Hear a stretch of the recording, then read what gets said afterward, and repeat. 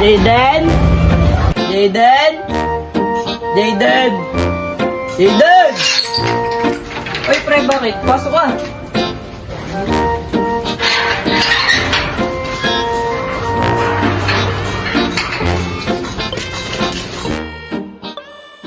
Tara, pre, mag-iwan. Uy, teka lang, pre. Papalam lang ako.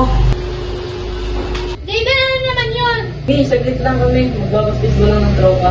Oo nga, minsan lang naman. Mahilig ka, susul ka na naman. Hindi, mabilis lang to. Sasabihin mo, bilis na, tapos di ka na uwi. Hoy, Jayden, kinakausap pa kita. Friend, saglit na po. Hayaan mo na yan. Ano talagang uuwi? Hoy! Nag-aaway na naman yung dalawang yun. Hoy, Angge!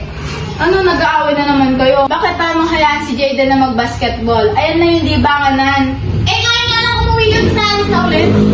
Ayan na nga lang yung libangan. Ayaw mo bang hayaan? Eh, mamaya kung anong mangyari doon, ikaw ba ang tutulong? Meanwhile,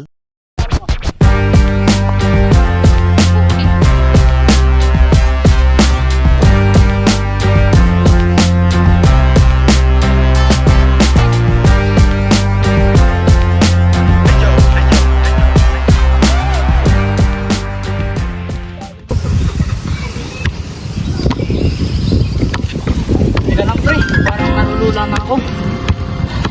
Teka lang. Pre, teka. Tatawagin ko sa Sa kalagitnaan ng paglalaro ay nakaramdam si Jayden ng pananakit ng kaniyang puso dahil sa sobrang pagkapagod. Matapos ang ilang minuto ay bigla na lamang itong nahimatay at nawala ng malay. Angge! Yung boyfriend mo, nahimatay. Dali-dali naman sa pagtakbo si Justin upang humingi ng tulong para maagapan agad ang nangyari sa kaniyang kaibigan. Matapos ang pangyayaring ito, ay naisipan ng magkasintahan na si Angelica at Jayden na magbakasyon sa bahay kung saan nagmula ang pamilya ni Jayden. At dito nga niya nakita ang kaniyang nakababatang kaibigan na si Nathan. Jayden! Jayden! Jayden! Oh! Saan maglaro? Tara sa court. Paunahan tumakbo. Hindi man lang naisip ni Jayden ang kaniyang karamdaman at naisipan pa niyang makipagkarera sa kaniyang kaibigan. Sa huli, siya ay inatake sa puso at humantong sa cardiac arrest.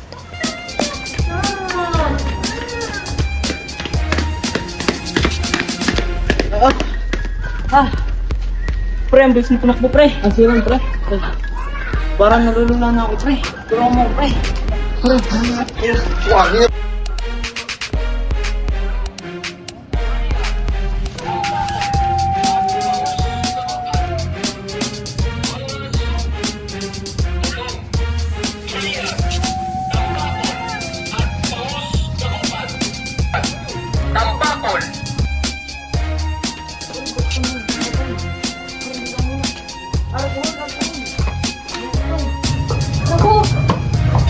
Nathan, call 911. May calls Sige. na.